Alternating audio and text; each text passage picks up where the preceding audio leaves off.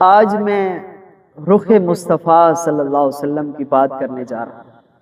آج اس رخ زیبا کی بات کرنے جا رہا ہوں جو رب کو منانے کے لیے بھی کافی ہے اور ساتھ امت کو بخشوانے کے لیے بھی کافی ہے۔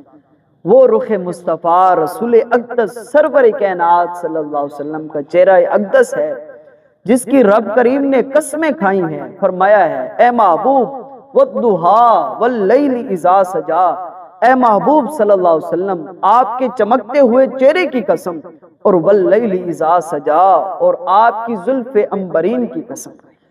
اللہ اکبر۔ اس چہرے اقدس کی میں بات کرنے جا رہا ہوں جسے دیکھنے والے حضرت ابو بکر جو ہیں وہ صدیق اکبر بنے، اور میں اس چہرے اقدس کی بات کرنے جا رہا ہوں جس کو دیکھنے والے حضرت عمر رضی اللہ تعالیٰ عنہ فاروق اعظم بنے، اور میں اس چہرے اقدس کی بات کرنے جا رہا ہوں جس کو دیکھنے والے حضرت عثمان رضی اللہ تعالیٰ عنہ ذی النورین بنے، اور میں اس چہرے اقدس کی بات کرنے جا رہا ہوں جس کو دیکھنے والے حضرت علی المرتضیٰ رضی اللہ تعالیٰ عنہ جو ہے وہ حیدر کرار بنے اور شیر خدا بنے۔ اللہ اکبر۔ وہ چہرہ رسول اقدس سرور کائنات صلی اللہ علیہ وآلہ وسلم کا ہے۔ تو کسی نے بہت خوب کہا، اللہ کی سرتاب قدم شان ہے یہ، انسان ہی انسان ہے یہ، قرآن انہیں ایمان بتاتا ہے، ایمان یہ کہتا ہے میری جان ہے۔ اللہ اکبر۔ وہ رسول اقدس سرور کائنات صلی اللہ علیہ وسلم کی ذات مبارکہ ہے جو اللہ تبارک و تعالی جل جلالہ نے کمال کا حسن و جمال عطا فرمایا ہے۔ ایک عارف باللہ کی میں بات کرتا چلوں، اس نے بہت خوب بات کی ہے۔ اس نے کہا کہ یہ جو ہم رسول پاک صلی اللہ علیہ وسلم کے چہرے اقدس کو کبھی چاند کے ساتھ تشبیہ دیتے ہیں، فرمایا یہ چاند کیا، ہزار چاند بھی مل جائیں وہ بھی رسول اقدس سرور کائنات صلی اللہ علیہ وسلم کے رخ زیبا کا مقابلہ نہیں کر سکتے۔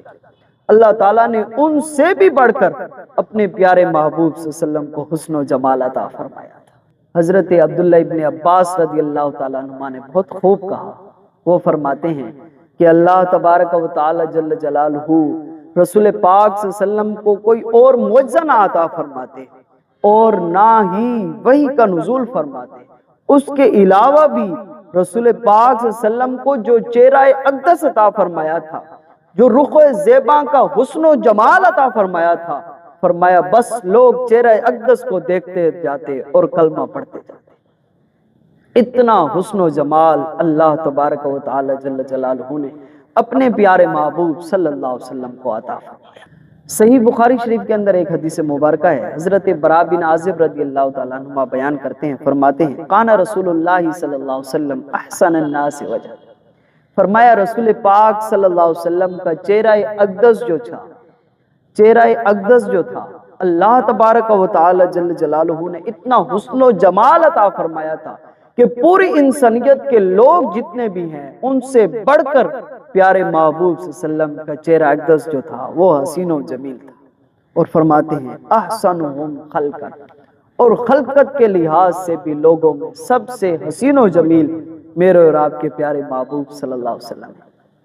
تو سرائکی کے شاعر نے بہت خوب کہا کہ حسینہ جمیلہ دا منہ موڑ دیتا، محمد بڑھا کے قلم توڑ دیتا۔ اللہ اکبر۔